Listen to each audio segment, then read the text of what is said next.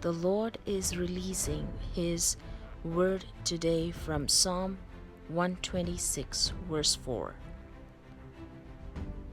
Restore our fortunes, O Lord, as you restore streams to dry riverbeds in the desert.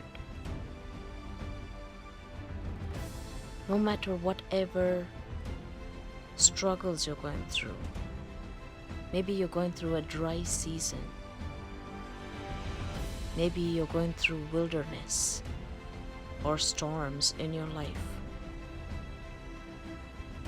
But don't worry, we have a merciful God. Cry out to the Lord for mercy, and He will restore whatever you have lost. He will bless you abundantly. Receive.